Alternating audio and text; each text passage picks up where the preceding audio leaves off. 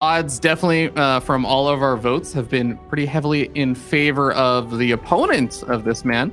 Down here in the bottom right-hand side of the map, it's going to be that red Protoss player. He is DnS.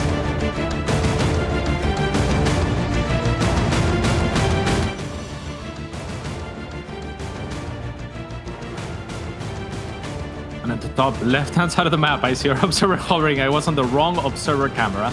It is the Polish Terran player, souL.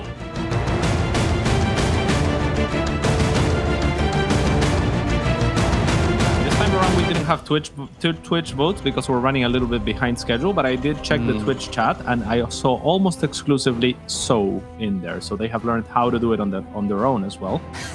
Quite impressive. I think they figured it out. There's a pretty complicated formula there. We take the first 3 letters of their name, and that's how you do it. Yes, indeed. Yeah.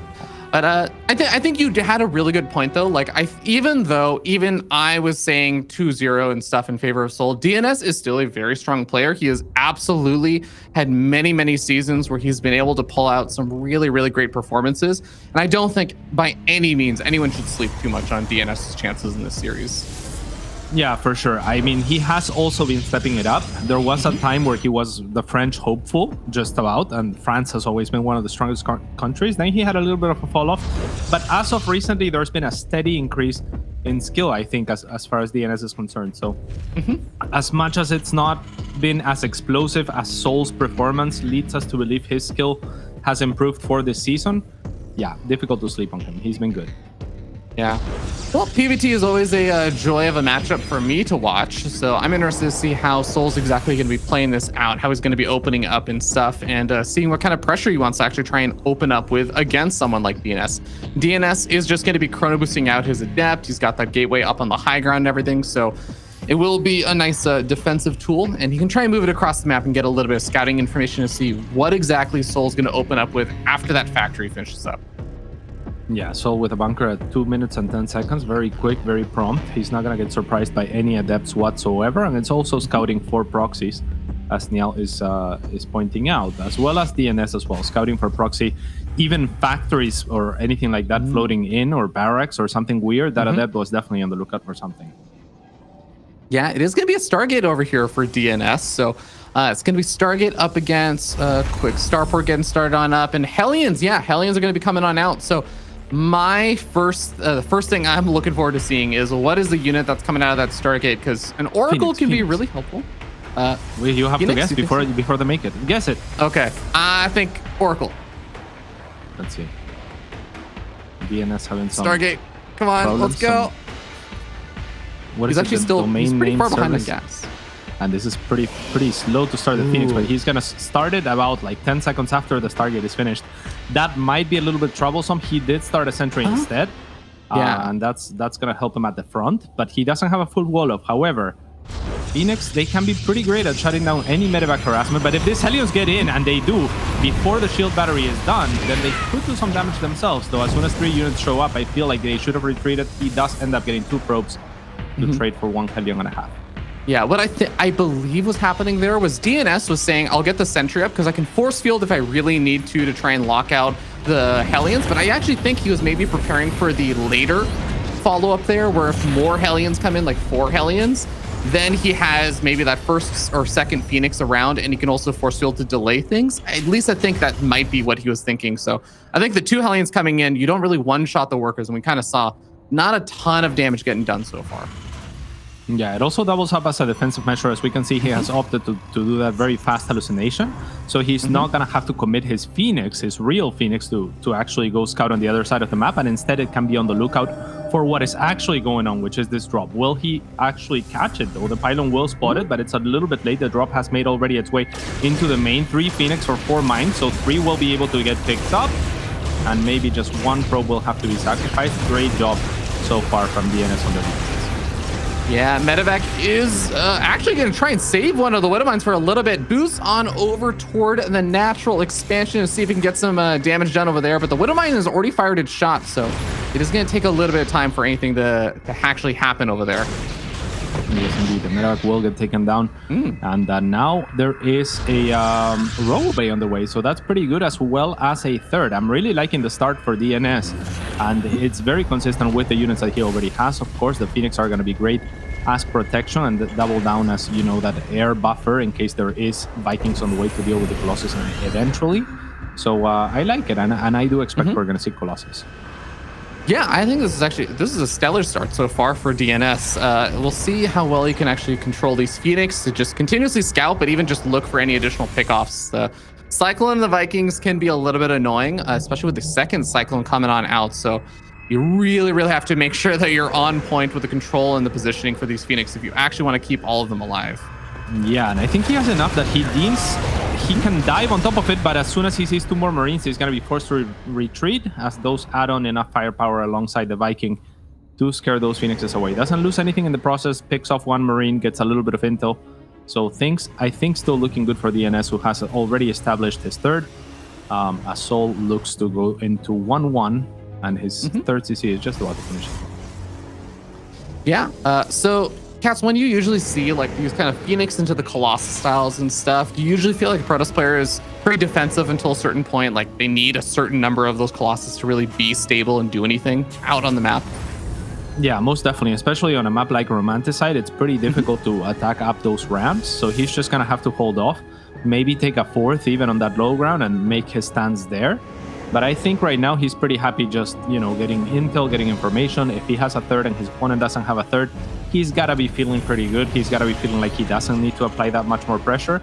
And any value that this Phoenix find is going to be plenty for DnS to be happy. Yeah, his literal eyes in the sky, besides the observers, to just keep an eye out on things like you were talking about, definitely makes a lot of sense.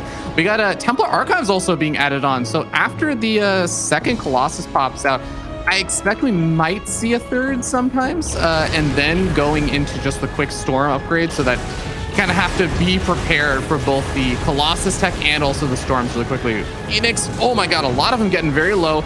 Looks like one of them ends up going down, a second one ends up falling over here, and he tries to dive back in for the Cyclone. Oh, nearly ends up losing another Phoenix because of it.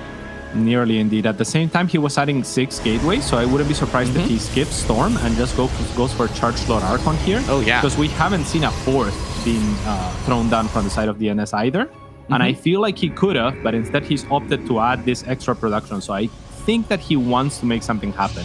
Again, the map is Romanticide, so not always the greatest strategy, but there's some Archons morphed right now. So I think we're going to see potentially a push out as he takes this 4th base. No, I think that's a really good point. And the 4th base location being in the center is actually going to be somewhat supported by the push out. You go and push out or to the center of the map, and you're kind of covering some of the attack angles that 4th base could suffer from. So we do have souL already making his little maneuver out, but the medevac actually gets caught. And remember, some of the earlier medevacs from the drops actually got picked off as well. So that is one of 2 medevacs that are out on the map that's right there. There's basically nothing over here to heal up these stimmed units outside of a single medevac, but a snipe off on the 4th base he does get. Yeah, and that was a weird. He does get stuff. Wardy, you almost killed me there. Wardy, I called you rabbit.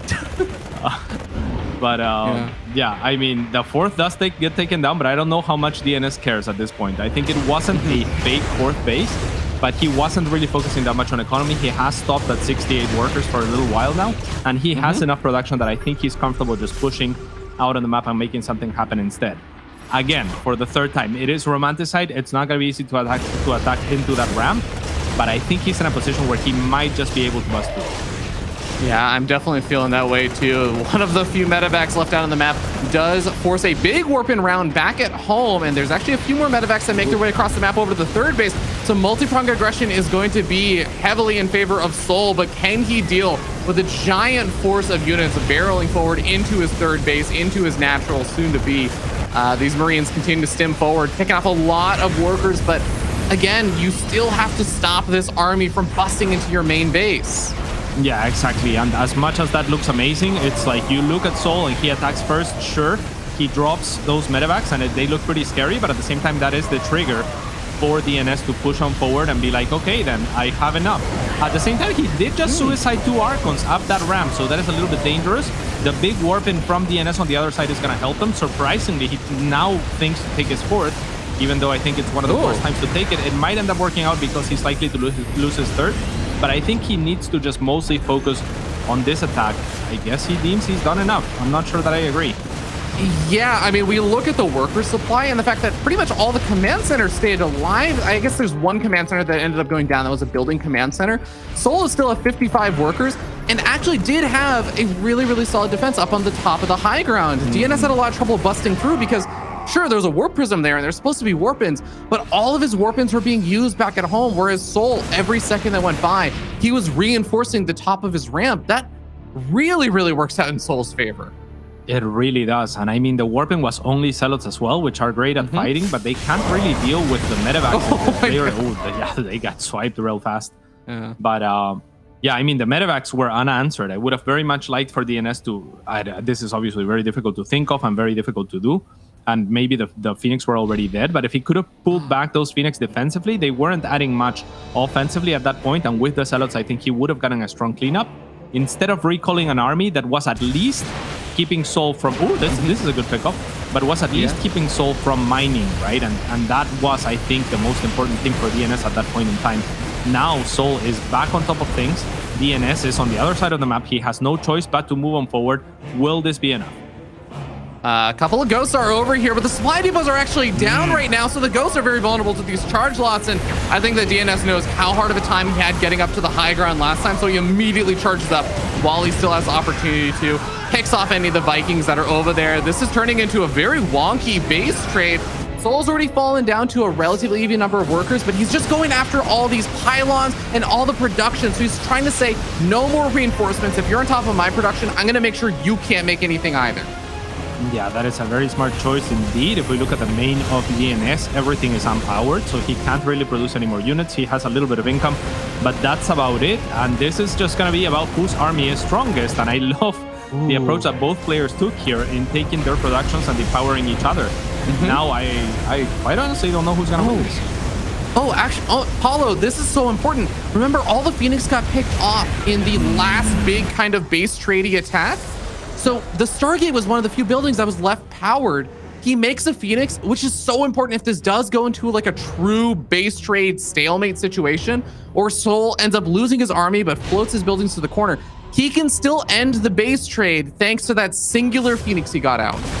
Yeah, he still has a little bit of money and gas to work with. Even if the Phoenix gets taken down, he could still remake it in time.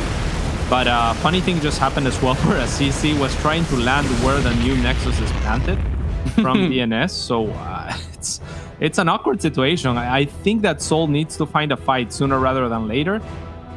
Or maybe start mining in that top right-hand corner, but he has no workers. He does have mules to work with. He's going to look for landing his CCs. He's adding add-ons, which seems almost ill-willed, but I guess he has a little bit of a bank, so maybe not so. And yeah, this is still a pretty weird game, Ravi. I mean, this is a very weird game. I mean, it's a little bit dangerous to have the Phoenix alive, but I guess it can still add a lot of value, both in scouting ahead if you're really good with control on it, but don't lose the Phoenix. It's so important for ensuring that you don't lose a base trade if you lose your last few workers here. Oh, this mines. Very scary Nice mines. pickup. Good micro from DnS. Yeah, but this is still very awkward for him to try and move up the ramp in a safe amount of time, because the Widow Mines, they at least buy time. They make them move up the ramp slower at a minimum, or at a maximum, they do a ton of damage to you. So has to be really careful. He does get a pick off on one of the mines. Now, this army for souL is also in a bit of an awkward spot, right? Because he wants to be able to get out of there. I guess there's only three. There's only 3 stalkers to actually pick him off. Yeah, it's a matter of who is it more awkward for, because it seems to me like souL is pretty trapped in there. He does have, of course, the medevac. I would love for DnS. I think he is actually sending just a couple of units to that top right-hand side of... Yeah, that's perfect. He knows that there aren't any other units out on the map. So just scouting that with the Phoenix and now denying the mining is gigantic for him. Brilliant move. He's going to have to recall to get rid of these units that were produced on the top left-hand side. And maybe he will get some insight as to what has happened there. Actually evacuates with the whole of his army, which is going to free souL out of DnS's old main base, which is now empty grounds. Some of these sentences are difficult to say.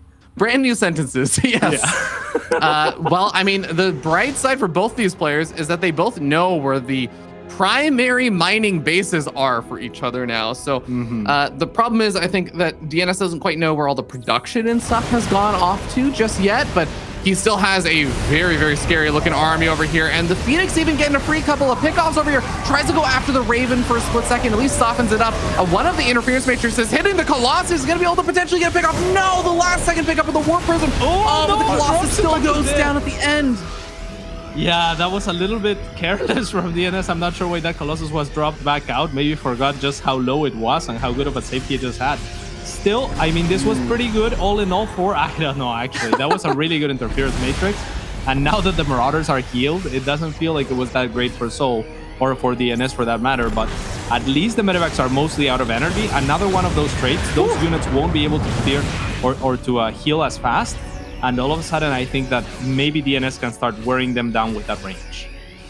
It's definitely possible. Remember that DnS is still just on pure gateway tech, so he's only warping in charge lots, which, don't get me wrong, Paulo, every Terran player out there knows charge lots can still be pretty damn useful, but he's not going to have a lot of ways to deal with the medevacs or anything like that. A big concave comes on in. These Colossus and the Archons all hit with the anti-armor missile. The shield battery overcharged. The Warp Prism micro isn't going to be enough. The Colossus are just doing so much damage, Paulo. Yeah, beautiful anti-armor missile to start from souL. Everything is still orange, but it's not going to matter for DnS. Is it going to be enough? It's a question that the shield battery overcharge usually answers for itself, and this time around that stands true, as DnS is now on the hunt for the last remaining units of souL, and I think that he's going to be able to take this game. I mean, souL is going to have to be really tricky here, and this is a start. The recall's on cooldown, I think. No, shield battery overcharge is on cooldown. I guess he's just gonna pull his probes away. By this time, he might need that recall later on. So we'll lose a few workers here and there. souL cannot afford to lose any units over here. One medevac is gonna fall. So just so many of his chances in this game. Yeah, it's looking really rough. The supply, I mean, there's only a 10 supply difference, but when they are this low, it is the Widow a Mines. gigantic difference. Widow Mines are going to do some great work here, actually, as they were mostly forgotten by both players. And now that souL has remembered to bring them to his army, they've done a great deal of work. The Phoenix, also a mostly forgotten unit, is now getting some work, as every unit is going to count here. And souL has to be careful, but so does DnS. If those zealots fall, all of a sudden a naked Colossus is not going to be able to do much. Yeah, I think one of the big problems there is the Widow Mines, yeah, they got some good damage done, but he knew that they were eventually going to get picked off if he just left them there. But the medevacs couldn't hold all of the Marauders and also the Widow Mines at the same time, so he has to retreat with them. Loses so much of his army. The production has been found. The last, I would say, effective mining base, because the top right is still there. Oh, boy. Single Colossus is so close. Oh, my God. Down. That was huge. I was going to say, actually, I think, Ravi, that if he pulled an SCV there, that would have been a much easier fight, right? Like he had only one SCV mining, but he also only had 4 Marines, nearly as much HP on the SCV as the Marines. So I think that he should have pulled the extra SCV and that would have buffered, but it ends up working barely there for souL. And taking that Colossus, I mean, it puts him at just 15 army supply versus 22. He does have the more maneuverable army. DnS trying to make sure that souL isn't mining from this main base. But remember, souL is also mining from the top right-hand side. So this game is still kind of open. It's still kind of crazy, to be honest. Focus firing down individual probes. Remember, there's no anti-air over here as long as the micro is good. And it is. souL should not be losing any units to any of this army. Oh, he's trying to wall in the Zealots. That was a cute attempt. Yeah. But again, he can continue to pick away at these Zealots, and he's been disrupting so much of the mining here for DnS. It's just a question of whether or not he can disrupt it long enough to get his own mining up in the top right going. This is so funny because I think you're onto something there. I think he was definitely trying to wall off the Zealots. And then he realizes, oh, wait, I have a wall in now. And then he brings back the CC because it is now safe to mine again. That is so funny. That it wasted a lot of time, but it's going to work out for souL. And like we've been saying, he does have the more maneuverable army. And it's very difficult at this point in time to start adding buildings like anything, really, for DnS, much less gas-powered buildings. I guess he does have a lot of gas, actually. Maybe it would be a good investment to go into a cyber core and maybe even transition into something like an Archon at some point. Yeah, I mean, I think still one of the big ways that souL can win this game is he is just picking off these probes. And remember that DnS is just replacing with Zealots. he has not shown any interest in the past like 5 minutes of investing any of the minerals he's mining, the few minerals he's mining, into a cyber core to get up even like a stalker. So if he's able to pick off these probes just using this medevac harass, get up like widow mines inside the mineral liner. Actually, wait, is there still an observer? Wait, there's no observer. You can get up an armory and get one widow mine planted in that mineral line. That, like, what do you do as DNS but have to wait for a forge and a cannon or the slow tech up to a robo? Yeah, I feel like DNS is not playing this game optimally anymore. I think that just staying on zealots against an army that has medevacs out already, I mean, it doesn't matter how many zealots you have, really, especially now with a wall up for souL. Things are looking worse and worse for DNS, who pulls down now to 5 workers. He has 28 army supply, but what can you do with it? I mean, chase this medevacs to what avail? Okay, there's something here, maybe. He's down to 3 probes, though. Like, this is just going to continue to get worse. There's 2 Marauders and a Marine being made at a time now.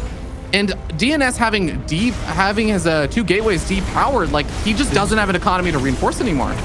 Yeah, this is good. Finally decides I'm going to break through, brings most of his army. And I mean, that's the only thing that this army can do, right? It's just kind of go to the face and punch him in the face and try to punch through, and that's enough. Because if the armies clash on head on, then of course DNS is gonna crash with the zealots. But why would souL ever want that, right? If he can just put them back into medevacs, pick off one zealot here and there, if he can, go for the probes. Exactly what he has been doing. I mean, his army is so much more maneuverable. Paulo, this is what I was talking about, though. Like, it's a high yield play to get the Phoenix that he had made earlier on involved in the fight. Yeah. And I think it absolutely, if you have perfect control, can actually work out really, really well for you. But you can imagine now, like, if there was one Phoenix still alive because he had just saved it for this kind of weird base treaty situation, this is where, like, there were so few Marines and stuff that maybe it could have been helpful, but it's such a hard call to make. Like, I don't blame DNS at all for the decision. He went for the high yield play. It just hasn't quite been working out. Yeah, the other thing is also we know exactly how many units and how much the other person is working with, and they are very similar amounts, but DNS doesn't, right? So he doesn't want to be overwhelmed at any point, and the safest play at any given point is to warp in more zealots in case an army bigger than he can handle shows up, because those are going to trade more effectively than anything else. Plus, he would have to invest into a cyber core in the first place, and then stalkers are not going to help much either. They're not, you know, these medevacs are not going to get caught by stalkers without blink, so I'm not sure actually. Does he have blink? Yeah, he has blink. He's been using it. Yeah, make a stalker. Hell. Yeah, I would not mind at least a single stalker. You know, just pick away at the medevacs a little bit. Like, hit it once and then run away when units start unloading. Oh no, these are the final probes.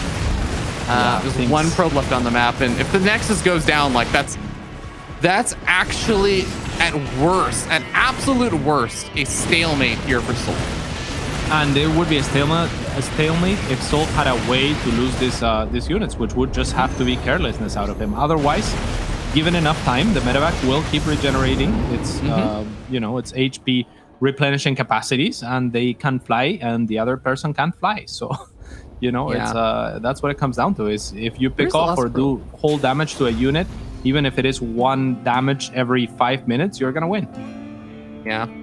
Well, 175 minerals still left over. You can technically afford another probe. Has to be very, very careful with that. Zealot is actually going to start working away at that command center. Remember, there are no SCVs out in the map. Oh, sorry, one just popped over here. So he has, yes, some of the mining and stuff going, but it is still going to be a little bit annoying or problematic if that command center gets down into the burning. It's not like an easy thing to resolve. That's very true, yeah. I mean, he does have a little bit of a bank. This production has been sieged a million times now. Whoever built or lives in those barracks, I cannot be happy. But this is looking worse and worse for DNS, quite honestly, right? Like, it's more and more difficult, and souL just, I mean, he's trying to defend his bases and do full damage to this Colossus. Actually loses a couple of Marauders in the process, but that's not enough, really. He has to choose between saving the Marauder and the Marine. It's not gonna matter. DNS identifies that he has no way to win this game in the long run and will have to tap out. Wow, that was certainly a game of StarCraft. That was one way to get started with our StarCraft 2 today, Paulo. That was awesome. Yeah, that was incredible. Really happy about that game. I feel like DNS did have advantages at multiple points. I think they both made great decisions to get themselves in the positions that they got. But yeah, I hope that's a sign of what's to come in this series. Yeah, absolutely. It's always fun when those kind of games are game number one because it always leaves a lot of questions about mentality and going into game number two. Because there is one thing that I think most StarCraft players, like, they know this feeling. Even if you're in Bronze League, Silver League, Gold League, Masters League, Grandmaster League, souL League, right? You know the feeling where you've gone from like normal ladder games, normal-ish kind of standard stock stuff, and then you get thrown into that one really weird game. That game that just goes completely off the rails. And it sucks a lot of the energy and mentality out of you. Like you're no longer in your totally normal state anymore. And going back to normal, it's not that it's not doable, and some players are really good at it. Some players struggle with it, but it does take a bit more effort to go into game number two and be like, all right, normal stuff. I can't relate. Yeah. yeah. You're the one that always throws it off. I am that game. Off the rails. Yeah, that's where I live. That's where I breathe. Yeah, I mean, those are my kind of games. That's my jam. You know, like like normal. I'm like, oh, normal. Do I really have to play normal? I really wish I didn't. Why this game was far too normal for me is what I'd be saying. I get energy. Get Morty from back games here. like that, I need someone who can relate. Oh, God. No, I know what you mean though. Like, yeah, it definitely depends on the kind of player. And I do feel like while souL and DnS can throw out some like funky builds and things like that, like apparently souL, by the way, is saying, oh, did I manner mule? I'm sorry about that. Like, I think he didn't mean to. I don't think no one in that game would ever manner mule on purpose. Yeah, and I don't think he was either. Like, yeah. I think I saw the mule and I was wondering what he was trying to do, but I thought he was trying to do something. And games like that get hectic enough that things like that happen, you know, where players are just doing weird things, glitching out more or less almost, right? And it's super amusing to see when players are breaking down just under that pressure, because you're right, both of these players are not comfortable in that situation. I think that they're more macro-oriented players. They are more normal players than most. So yeah, definitely the pressure will get to them and they will be scrambled a little bit. And I think that mule is, evidence of that. Yeah. But the fact that he brings it up is kind of funny, actually. Yeah. I appreciate Pitor or souL he's a good souL, you might say. And he wanted to make sure that intentions were made clear. But, despite everything we've talked about, despite how crazy close that last game was, despite the fact that DnS was in potentially like a position where he had certain advantages that maybe could have been capitalized on if he had the infinite map vision that we did and everything. At the end of the day, StarCraft is kind of brutal, right? It determines and says one player won this game. Doesn't matter by how much, they won the game. We move into the next game. And now DnS is down 0-1, and he's already kind of had a rougher start in the group and everything, losing a Marine Lord. souL has had a really great start, having beaten Lambo and stuff. Like, at the end of the day, things do get rounded down to a position where this is still kind of, I would say, a somewhat important match for both these players. Yeah, and it's difficult to unscramble yourself from situations like that, because a lot of it is kind of new experiences. Obviously, both of these players have partaken in base trades, maybe not at the level that they're playing at or for the stakes that they're playing at, though. And so, if you can't shake off that regret very easily, if the thoughts linger on as to what you might have done differently, there's not very much time to reset or to process or to think about that game, right? And you have to be an utmost professional to be like, okay, new game, let's go, forget about the last game, because but that's not an easy thing to do. The head does what it wants to do.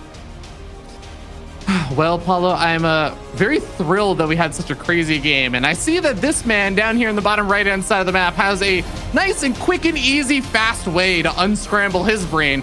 It is our Red Protoss player, DnS. This is a gateway in this game. Yeah. And at the top left-hand side, it is the Polish Terran player that has surprised us all as of recently. It is souL. We're gonna have to deal with a proxy gateway, and this is I love this from the DnS, right? It's kind of like taking the initiative. It's trying to get a soft reset very quickly, and it's kind of a do or die type situation. If souL takes the CC on the low ground, it's gonna be very troublesome for him.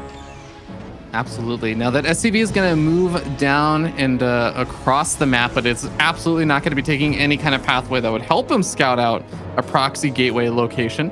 Second SCV goes down to low ground, throws down the command center. DnS is going to have a big old grin and smile on his face after he sees the Marine as well, because, well, he doesn't even have to worry about a Reaper or anything back at home. Like, this is actually just fantastic. Yes, indeed. It's looking pretty good here. As he's going to be able to move into this Marine and most likely get at least a cancel onto the CC. He's waiting for a second zealot. I'm not even sure that that's completely necessary, but it's certainly not gonna, do anything bad for him. It's gonna help out to some degree. The CC won't be done either way. And if anything, the CC getting further along, if it had to be cancelled, but the zealot actually gets fully surrounded and there is a Reaper secondary to the Marine. So this is a little bit troublesome for DnS, who still has to commit the zealot. It cannot run away from that Reaper forever. So you just kind of have to click on whatever unit you can find. I would have loved for him to just go straight for the SCV building the CC. Instead, it does try to run away, and now it has the comfort of a Stalker, so maybe the Stalker can punish by taking down this Reaper. And okay, take down the Reaper. And now I don't know, I think this is decent for DnS if he can stop the bunker. Yeah, I don't think he'll be able to stop the bunker there with 3 SCVs, though. He doesn't get the last Marine either, and another Marine loads on in. Overall, I think that souL's still probably going to be happier with how all these trades went. Even with the Stalker still being alive over here to try and continue to poke and prod, I don't think it's really safe for them to just walk past the bunker. I think they could walk past the bunker, but by the time you do, there's going to be 3 or 4 Marines. Like that, I don't really think that you can do a whole lot anymore. Yeah, definitely not. At the same time, let's not forget this wasn't a huge investment. Like the 2 zealots are uncharacteristic, but otherwise, I mean, he just has the single gateway that he would have had at his main, only on the other side. He's making an extra gateway and a Stargate, so DnS is by no means super committed to this. Yeah, for sure. He definitely has the ability to transition out and stuff, but well, it's going to be also interesting because when these kind of games happen and some of the timings for things get thrown off, right? Because you're focused on pulling SCVs that are probably going to delay some of the build order, or, the Protoss players also having their build order delayed and everything. The timing for some of the stuff, like, when do you send the Stalkers back to deal with like a Widow Mine drop and everything? He's going to try and be very active and pick off not only units, but also get scouting information by forcing units to the front so that he will know, okay, now I don't see the Widow Mine anymore. I need to go home. Yes, indeed. So let's see what he's going to choose to do. There is Phoenix already being patrolled back at home for DnS. But yeah, let's see. I mean, the Widow Mines are going to struggle, I think, to find damage offensively as well. So, so I'm not sure what's going to go, Ravi. What do you think is going to happen here? Are they going to get caught by those Phoenix? That's actually a good point. I think the fact that you were talking about this last game, right? It's how many Phoenix you have, and if you also have a good reaction time, you can actually deal with the Widow Mines. But there's going to be 1 Phoenix for every one of the Widow Mines, and potentially 1 more unit or something warped in back at home could also help out. I actually don't even know that he needs to pull the Stalkers back, but I don't mind that he does, because there could be a bunch of other units coming out while the Widow Mines decide to drop. Yes, indeed. And he does have a Phoenix for each Widow Mine. But he's retargeting the Widow Mine. Yeah, souL is trying to do his best to not let the Widow Mine go off.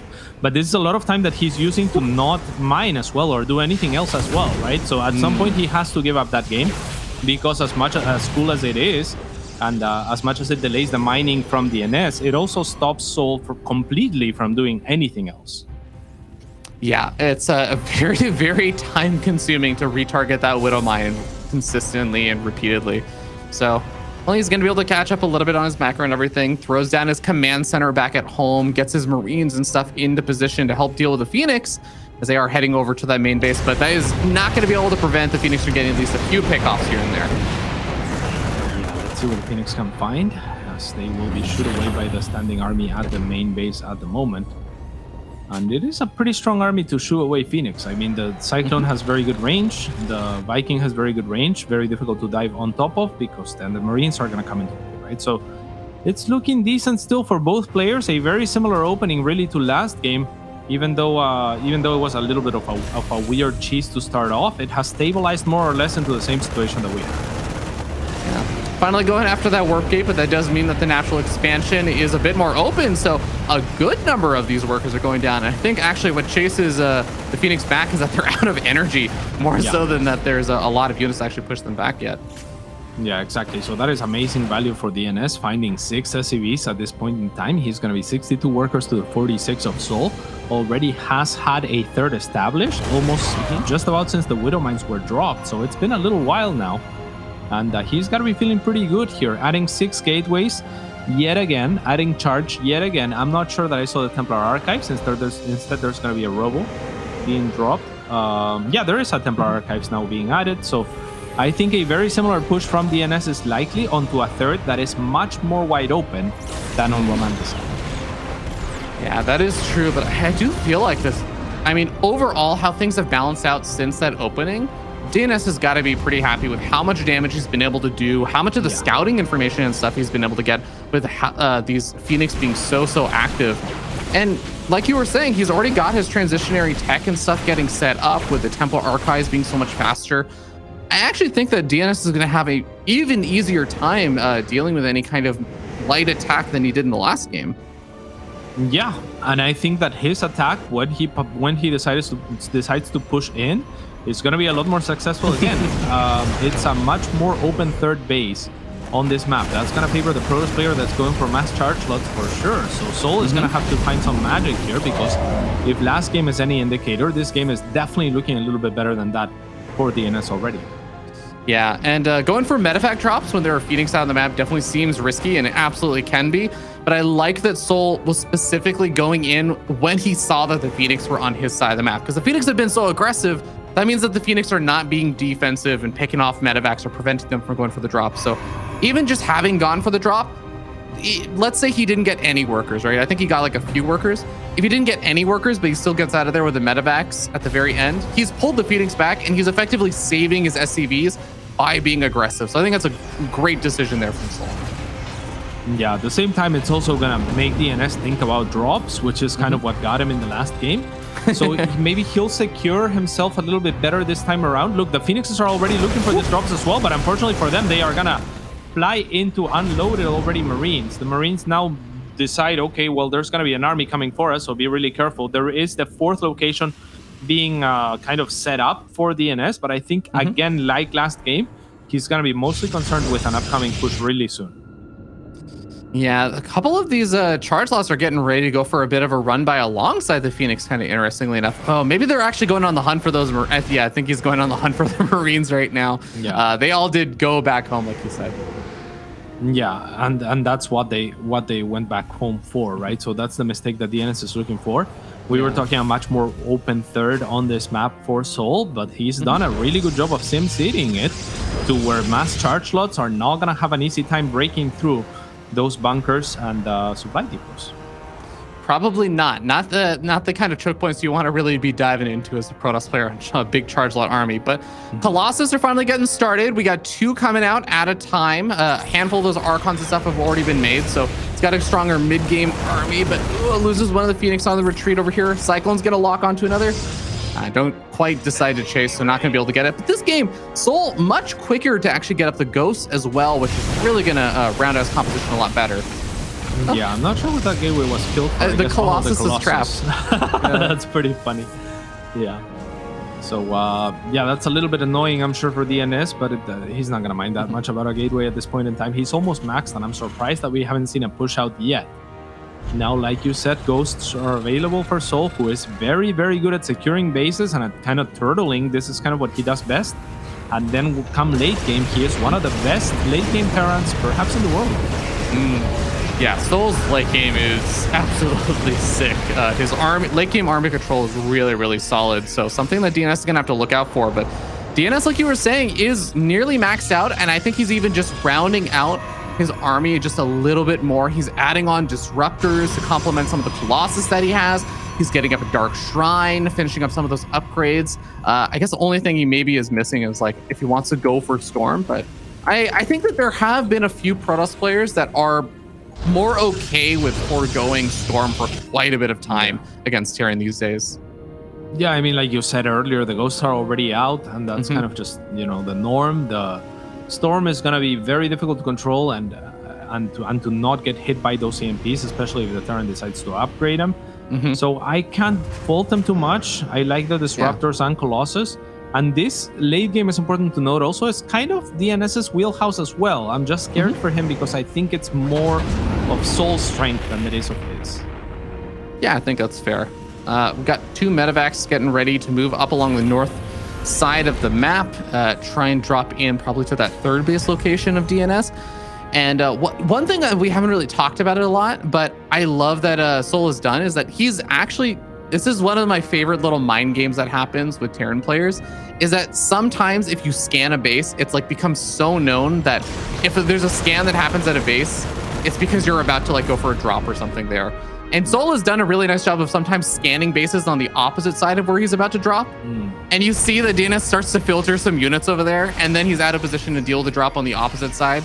So I love that souL has been kind of mixing it up, and sometimes he goes for the scans of the base he's going to drop, sometimes he goes on the opposite side. Don't quite get to see that in action this time since the Phoenix catches it.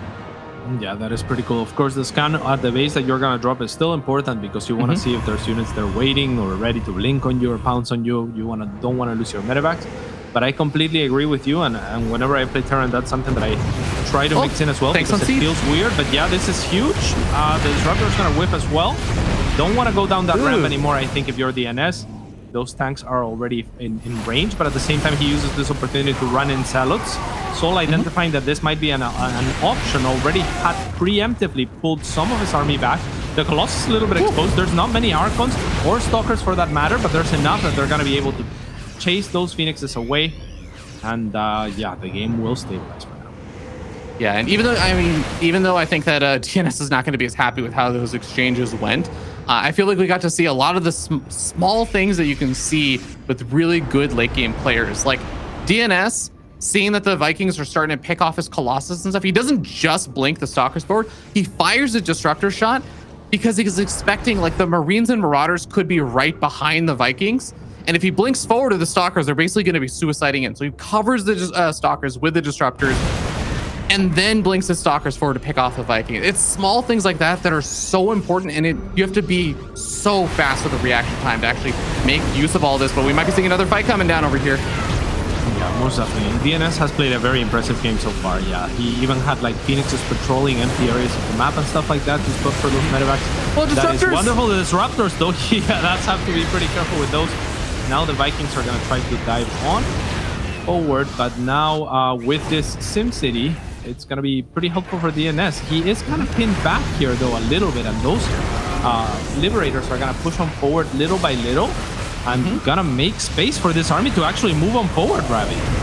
Yeah, the DTs are trying to buy a lot of APM on his own side because souL has to deal with those. He has to react and get up the units in position, clean up these DTs. But at the same time, like you were saying, Cass, he has just made a very, very awkward choke point out of those cannons and shield batteries using the Liberators. So now DNS is really pinned back, but souL is having a hard time finding the extra actions, I think, to advance forward because of this continued harass. Yeah, I think that's what it comes down to. Oh, those Disruptors, one of them will go off on 3 units. Now carriers are out as well, and this is a little bit troublesome for souL, who has been making more Liberators, seeing how successful those first 2 were, perhaps. But he's going to need a new answer for the carriers. 1 Viking now in production as soon as he sees them. I'm not sure that he can continue to push on forward with that many carriers. Yeah, a couple more EMPs coming on out. There's also a nuke coming out soon as well. And just going to try and hold this high ground position. The Disruptors forcing the Bioforce back, and DNS is going to retreat back to what I imagine has got to be some shield batteries or something to try and heal up this army that has been heavily EMP'd. The DNS absolutely taking the better end of a lot of those trades. Yeah, especially towards the tail end, and he's gonna try again for maybe the worst base to try, right? He knows there's a tank here, he knows there's multiple turrets and a planetary fortress, so maybe he should have continued to go into the middle base there, and I think that's where those TTs are headed now. But we'll see here. DNS does have a good army. Now the nuke is gonna land onto a lot of static defense, so I like that decision from souL. Yeah, get anything that you can. Even's going to drain the shield batteries a little bit more as they try and heal up the cannons, but Ghosts will get found. DTs come on into the much more vulnerable base that you were talking about. Goes after the bunker, links into the SCV line. That's going to be a lot of dead SCVs very quickly. This is the beautiful thing about Blink DT harass in mass is that you actually just kill the entire mineral line in like 3 seconds. If your opponent was busy doing anything else at the moment that they come in, your entire mineral line is gone. Yes, indeed. It's still a little bit sloppy of an attack from DnS, who I think could have saved that blink to get out in case there were units there. But unfortunately, he was on attack move, so he gave souL enough time to react by swiping those supply depots. So then decides I'm going to blink on forward to make sure that those SCVs die, which at that point is not a bad decision, but things could be a little bit cleaner. Yeah, Ghost is spotted there, so Nuke is going to be taken care of pretty quickly. Starting to see this army rotating up to the north side for souL, but DnS is actually going to the south side, and this is going to turn into another one of those weird base trading situations. This is enough DTs to actually kill the planetary if the SCVs cannot get the surface area to repair. Yep, nicely done. I'm not even sure if they could have repaired it at all. That is so many DTs. It was like 2 or 3 swipes, and the planetary fortress goes down, and like you said, this is turning into a really weird base trading type situation once again. A lot of disruptors, carriers, colossus, some stalkers on the side of DnS, and I'm looking at that anti-air because there's a lot of air on the side of souL. That is very true. As we start to see another base trade starting to happen over here, souL's going to try and keep as many of these units alive as possible. I assure you guys, that last game is on both of these players' minds, and unit retention is going to be very important. A big question is also going to be, when does the recall happen for DnS? Like, when does he feel like he actually has to just move back home? I hope not for a while. I think he needs to get rid of this production. I think he needs to siege this production. If he gives up on that, it's going to be very troublesome for him. Oh, the carriers are running at interceptors. Yeah. Oh, okay, well, the disruptors will handle that. Never mind. Yeah, but they still did spend a lot of money on the interceptors there. He does have a bank, though, and his production is going to get sieged. So I guess he doesn't care too much about that. And he will replenish. Now, I think if he can get rid of most of the production here, maybe kill a couple of CCs, maybe then you recall, but it doesn't seem like he's really putting a lot of emphasis into doing exactly that. I wouldn't mind disruptor shots just to even help kill buildings, which is not something he usually would do. Yeah, you know what I really wouldn't mind is actually just right-click down the orbital. I mean, I'm a little bit biased, but I think just right-click down the orbitals, and then your DTs can actually just kill the entire bioforce on the ground. Yeah, I don't think that's bias. I think that's just right out smart, Larry. I think that would be really neat. Well, I guess the ghosts are there, so the EMPs are still going to be able to reveal those, but with the cover of the carriers, the Colossus, the Zealots, it does seem like DnS has a pretty hefty advantage here in terms of the what he got away with at the end of the base trade. Yeah, especially because his production is still up. It's still powerable. A lot of production went down for souL, not as much as I would have liked.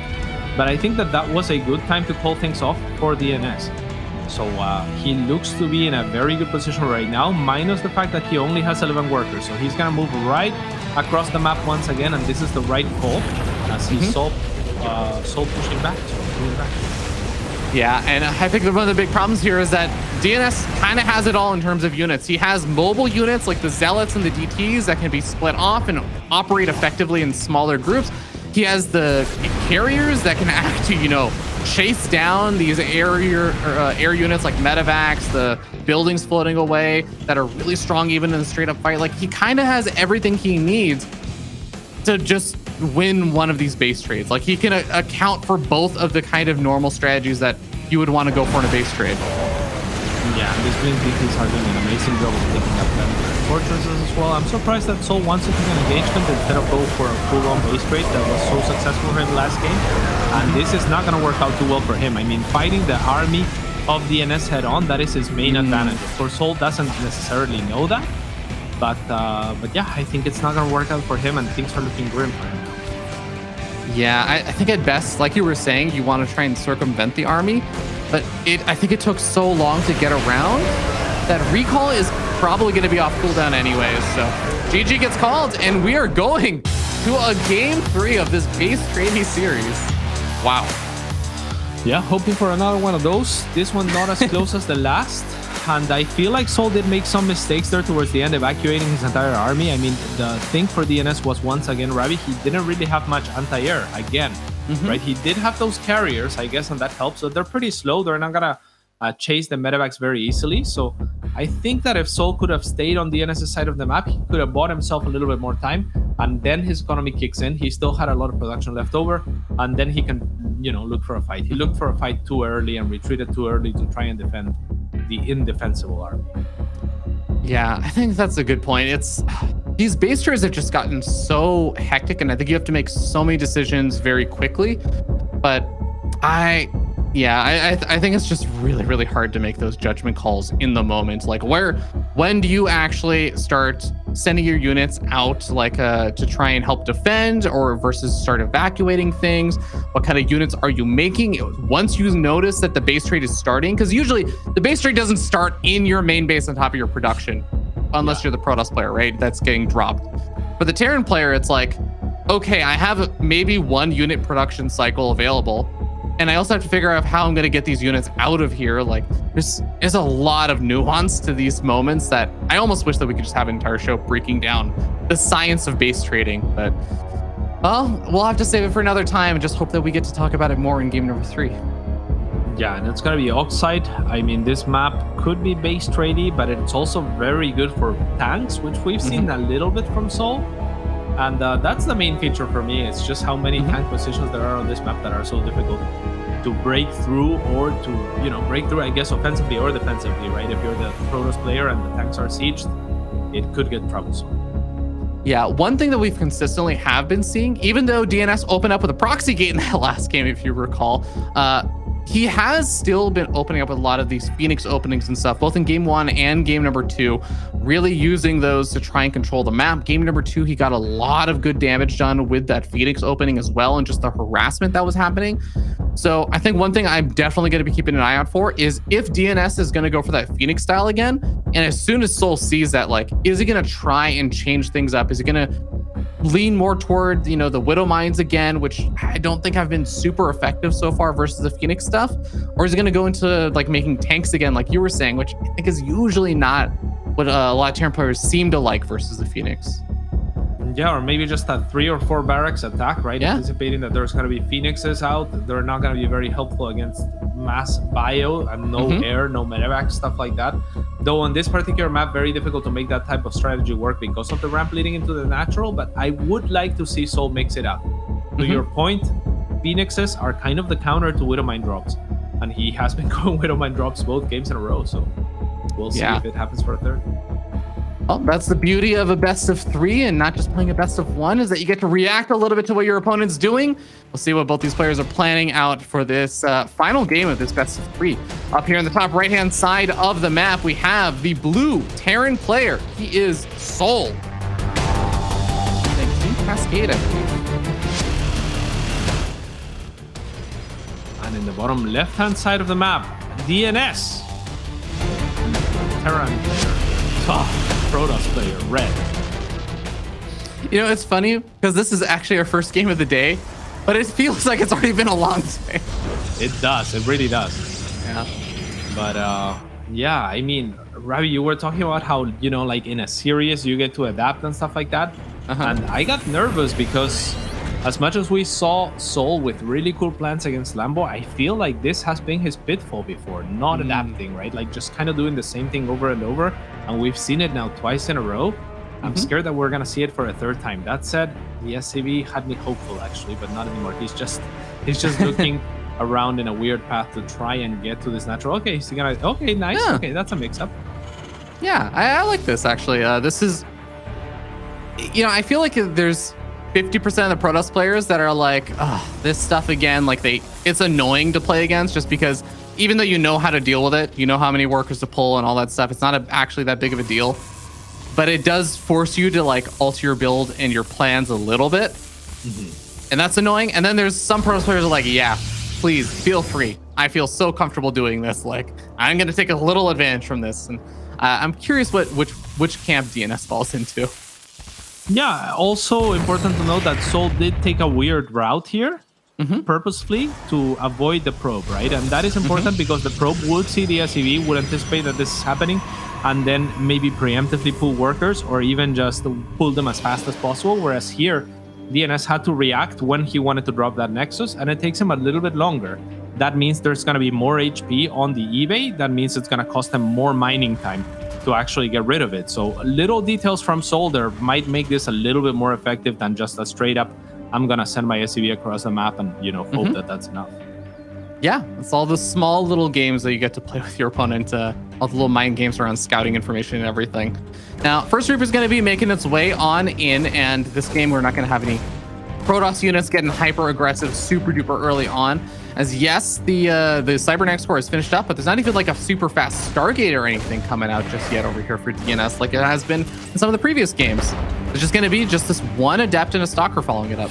Yeah, very nice shade preemptively from DNS, though, anticipating that the Reaper could jump up the cliff and will pay off as the Stalker pops out and kills that first Reaper. No scouting information for souL is what that means, as well as just your Reaper being dead, so no more harassing tools either. Good start for DNS.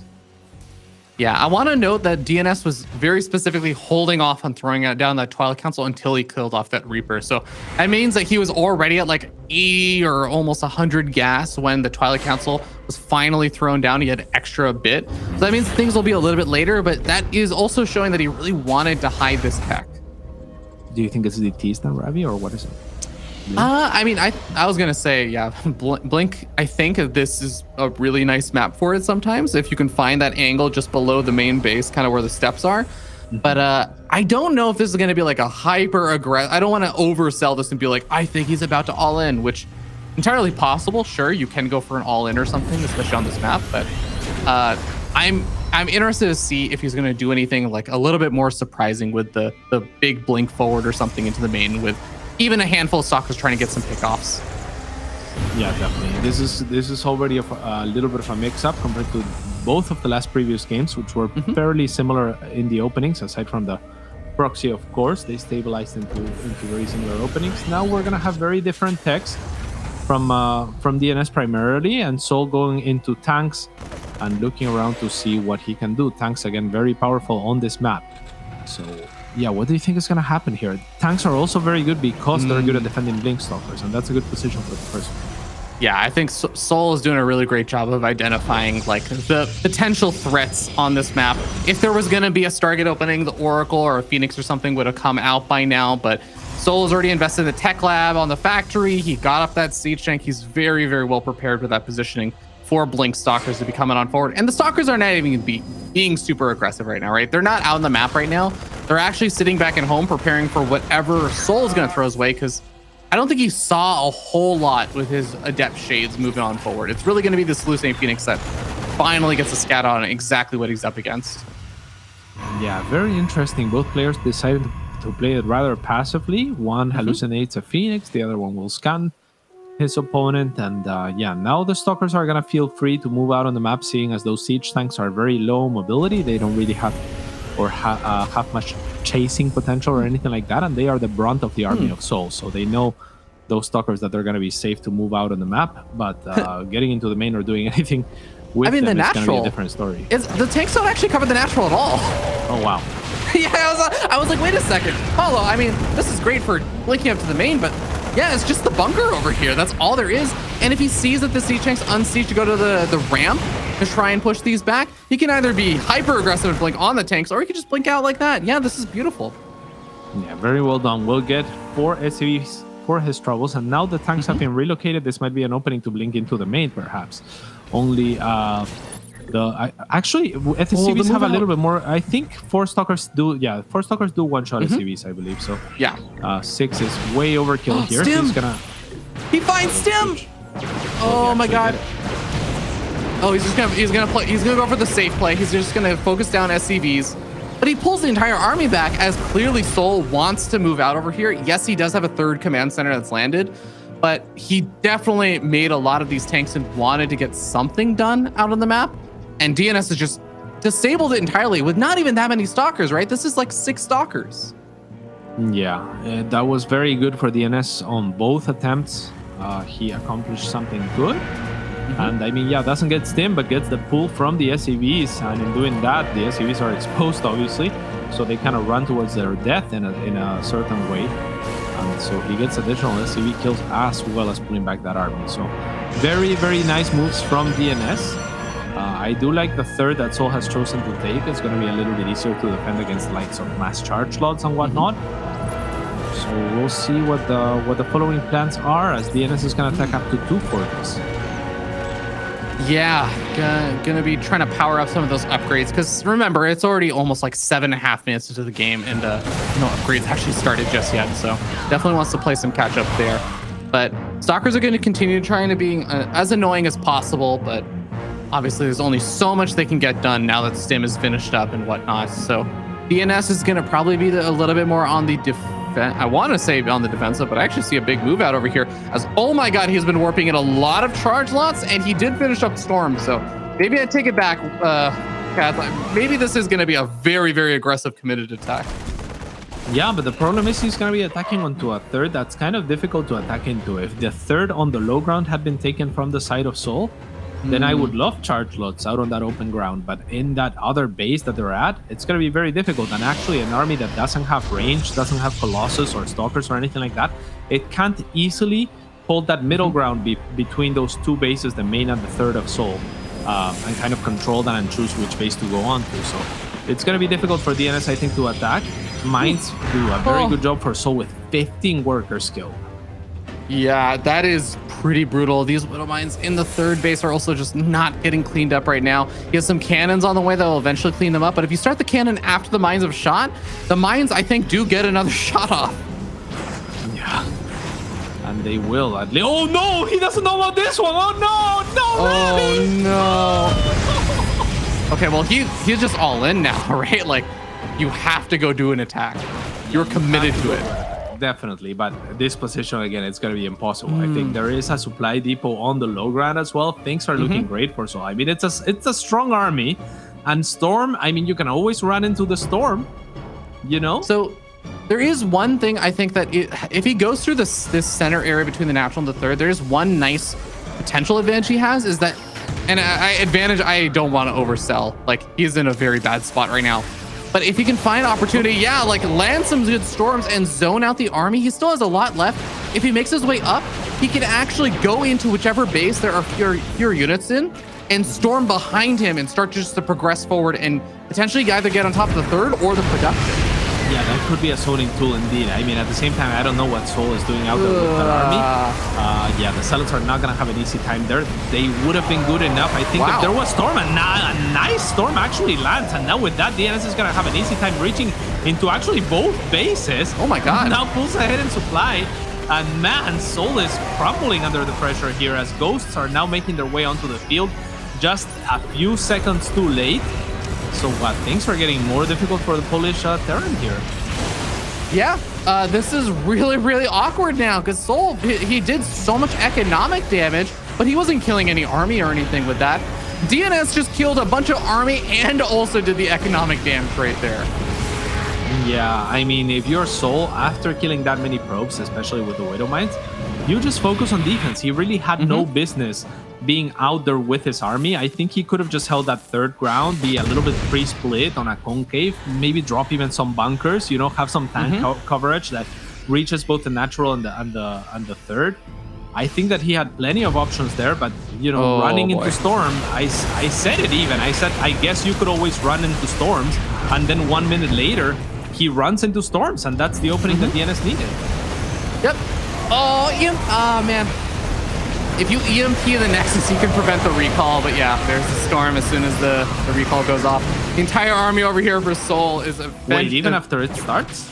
No, not after it starts. That's what I mean. Like, EMP the Nexus before the recall happens. Oh, yeah, that's very smart. Yeah, that would have been really good, actually. Not something that... Well, I mean, they could still just recall the natural, but at least you have some time to get away. But this is still, yeah, a very, very difficult spot. This is not even a finished planetary fortress, which maybe with some SCVs, if there were enough over here, you could repair, try and take a bit of a trade, but Command Center is actually probably going to go down here as well. Just the things piling up against souL are continuing to go up and up and up.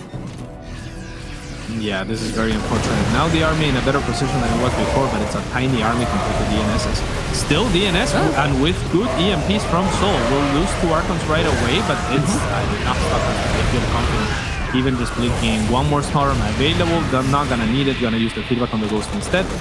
And with these 2 Immortals and the rest of the army, I think it's just a cleaning job from here on out for DnS. Yeah, I mean, pretty crazy, right? souL had a really great start to his group. This has been a very hectic series. Still having beaten Lambo and is gonna maybe not feeling as confident it looks like in TVP, but man, what a hell of a series. I don't think either of these players should feel too bad about how these games went today.